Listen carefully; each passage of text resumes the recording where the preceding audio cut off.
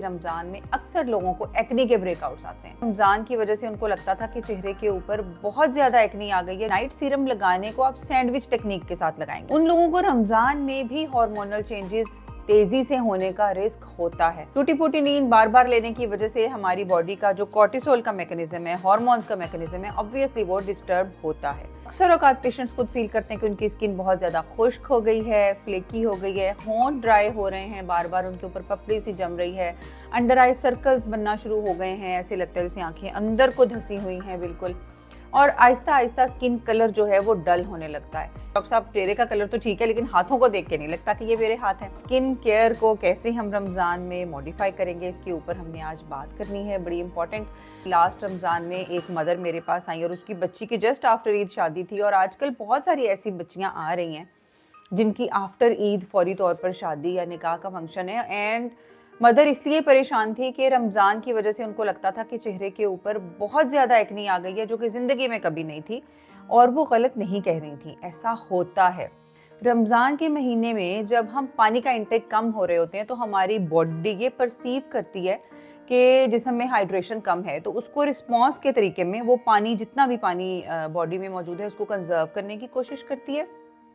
Plus हमारी जो जिस्म के ग्लैंड्स हैं, बिलखसूस जो स्किन के ऊपर ग्लैंड्स हैं, वो उनका फंक्शन बढ़ा देती है, और उन ग्लैंड्स में से मौजूद हैं सीबेशियस ग्लैंड्स या जो ऑयल ग्लैंड्स हैं, ऑयल बनाते हैं, तो ऑयल की प्रोडक्शन जो है वो बढ़ जाती है। इसी वजह से रमज़ान में अक्सर लोगों को एक्नी के ब्रेकआउट्स आते हैं। तो जिन लोगों का हार्मोनल चेंज अक्सर हो जाता है पीरियड्स के साथ, माहौल की तब्दीली के साथ, खुराक की तब्दीली के साथ, स्ट्रेस के साथ, उन लोगों को रमज़ान में भी हार्मोनल चेंजेस तेज़ी से होने का रिस्क होता है।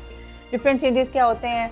अक्सर औकात पेशेंट्स खुद फील करते हैं कि उनकी स्किन बहुत ज़्यादा खुश्क हो गई है, फ्लेकी हो गई है, होंठ ड्राई हो रहे हैं, बार बार उनके ऊपर पपड़ी सी जम रही है, अंडर आई सर्कल्स बनना शुरू हो गए हैं, ऐसे लगता है जैसे आंखें अंदर को धसी हुई हैं बिल्कुल, और आहिस्ता आहिस्ता स्किन कलर जो है वो डल होने लगता है। जो एक्नी के पेशेंट्स हैं उनमें से 50% लोगों को ये फील होता है कि उनकी एक्नी रमज़ान में बढ़ रही है। तो ये वाले जो चेंजेस हैं वो आपकी स्किन के ऊपर नमूदार हो सकते हैं या हो रहे हैं।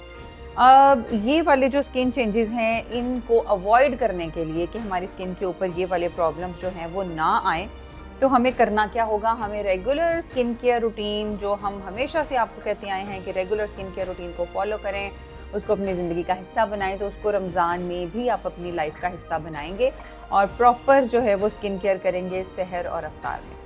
वो किस तरीके से? मॉर्निंग में जब आपने सहरी के लिए उठना है, तो मैं सबको ये कहूँगी, इंक्लूडिंग विमेन एंड मैन, लड़के लड़कियाँ, मर्द औरतें, सब, कि सुबह उठ के एक अच्छे से क्लेंजर के साथ, जो आपकी स्किन को सूट करता है, जो आपकी स्किन के हिसाब से मुनासिब है, उसके साथ अपना चेहरा ज़रूर वॉश करें। सिर्फ और सिर्फ हाथ धोने और कुली करने से आप सहरी के लिए रेडी नहीं हो जाते। आपने प्रॉपर अपनी स्किन को वॉश करना है मॉर्निंग में। वॉश करने के बाद सिर्फ 2 से 3 मिनट लगेंगे। जो ड्राई स्किन वाले लोग हैं उनको चाहिए कि एक अच्छा सा स्किन के ऊपर जो है वो मिस्ट, हाइलुरोनिक एसिड मॉइस्चराइजर का मिस्ट फेंक लें, और फिर उस गीले चेहरे के साथ वो सारी सहरी करें। आहिस्ता आहिस्ता वो अपनी स्किन की हाइड्रेशन को रिटेन करेगा। और जिन लोगों की ऑयली स्किन है वो ऑयल फ्री मॉइस्चराइजर हल्का सा मॉर्निंग में लगा सकते हैं, and then start off with your sehri. और सहरी करने के बाद बहुत सारे लोगों ने घंटा 2 घंटे बाद काम पे निकलना है, तो then they can obviously apply जो भी BB cream, sunblock, foundation, face powder, और फिर इस तरह की चीज़ें जो हैं वो बाद में लगाई जा सकती हैं। मर्द भी अगर अपने चेहरे के ऊपर मॉर्निंग में हल्का सा मॉइस्चराइजर लगा ले तो बहुत ही अच्छा होगा। उसके बाद जो थ्रू आउट द डे है, उसमें आपने 3 या 4 घंटे के बाद अगर दोबारा से सन ब्लॉक लगा लें तो बहुत अच्छा होगा। दोबारा लगाने के लिए बेस्ट ऑप्शंस हैं spray sunblocks and powder sunblocks, और स्पेशली जिन लोगों को एक्नी है और ऑयली स्किन का इशू है उनके लिए पाउडर सन ब्लॉक्स जो हैं दे आर बेस्ट, और उनसे थोड़ा सा फिनिश भी आ जाती है, और आपको ऐसे लगता है कि आपने थोड़ा सा मेकअप भी किया हुआ है। तो थ्रू आउट द डे जो है ना, वो या तो सनब्लॉक बाहर जो लोग हैं वो लगाते रहें, और जो ख़वातीन घर में हाउसवाइफ्स हैं, मेरी बहनें, वो अपनी स्किन के ऊपर मॉइस्चराइज़र ही दोबारा लगा लें तो बहुत अच्छी बात है। अगर घर में धूप आती है तो वो सनब्लॉक भी लगा सकती हैं। हाथों की जो है ना मॉइस्चराइज़र वो ना भूलें, और बल्कि एक अच्छा सा मॉइस्चराइज़र आपके किचन और वॉशरूम में होना चाहिए। जब भी आप साबुन से हाथ धोएं या बर्तन धोएं या कपड़े धोएं तो फौरी तौर पे हल्का सा मॉइस्चराइज़र अपने हाथों पे लगा लें।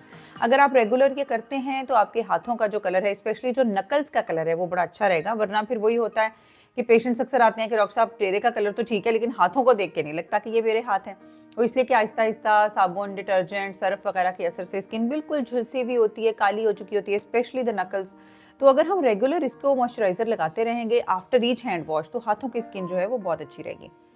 अफ्तार टाइम में स्किन केयर रूटीन क्या करेंगे कि हम अफ्तार के से पहले या अफ्तार के बाद अच्छे तरीके से अपने फेस को वॉश करेंगे, प्रेफरेबली आफ्टर अफ्तार, क्योंकि उस वक्त हमारे पास एम्पल टाइम होगा, खुला वक्त होगा। फेस को वॉश करने के बाद आपने अपनी दवाई लगानी है।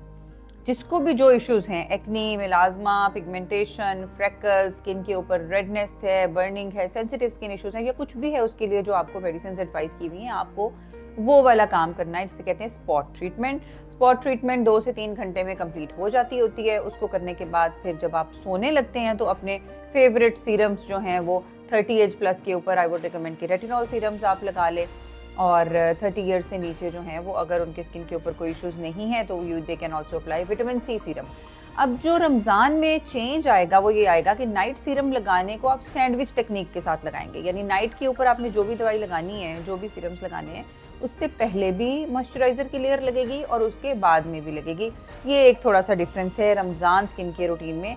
You are going to apply your serums by sandwich technique, ठीक है जी। ये रात को लगाना है, तो ये आप रात को लगा के आराम से सो जाएं। अच्छा, तो ये स्किन केयर थोड़ी सी मैंने आपको बताई जो रमज़ान में आप करेंगे, और इसके अलावा 1 से 2 दफ़ा हफ्ते में आप एक्सफोलिएशन करेंगे। और एक्सफोलिएशन के लिए 2 तरह की एक्सफोलिएशन होती है, मैनुअल भी आप कर सकते हैं लाइट से स्क्रब के साथ, और केमिकल एक्सफोलिएशन भी कर सकते हैं जो कि अल्फा हाइड्रोक्सी या बीटा हाइड्रोक्सी एसिड्स के साथ कर सकते हैं।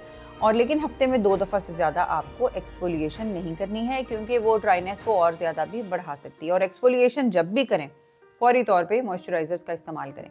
मैंने यही देखा है कि अक्सर लोगों को ये मिसकंसेप्शन है कि उनकी स्किन अगर ऑयली या एक्नी वाली है तो शायद उनको मॉइस्चराइजर नहीं चाहिए, उनको ज़्यादा अच्छा मॉइस्चराइजर चाहिए होता है।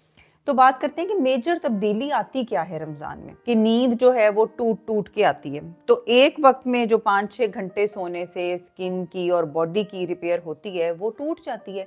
हमें सहर में उठना पड़ता है और उसके बाद कंप्लीटली जागना पड़ता है। उसमें सहरी के बाद जो है अक्सर लोगों को नींद नहीं आती, जिनको आती है तो ऑब्वियसली वो इंटरप्टेड नींद है, टूटी फूटी नींद है जो बार बार थोड़ी थोड़ी हम करके ले रहे हैं। टूटी फूटी नींद बार बार लेने की वजह से हमारी बॉडी का जो कॉर्टिसोल का मैकेनिज्म है, हार्मोन्स का मैकेनिज्म है, ऑब्वियसली वो डिस्टर्ब होता है और उसकी वजह से काफ़ी सारी तब्दीली आती है। इसके अलावा रमज़ान में जो खुराक की तब्दीली बनती है, नींद की तब्दीली के अलावा खुराक की तब्दीली जो है वो काफ़ी बड़ा बायस बनती है, क्योंकि बाय हुक और बाय क्रुक हमने ये सोच रखा है कि रमज़ान के अफ्तार में पकौड़े और समोसे के बगैर अफ्तारी नहीं हो सकती। खुराक की ये वाली जो चेंजेस हैं, और स्पेशली सहरी में पराठे खाना जो है वो हम समझते शायद पराठे खाए बगैर जो है हमारा रोज़ा जो है वो पूरा नहीं गुजर सकता।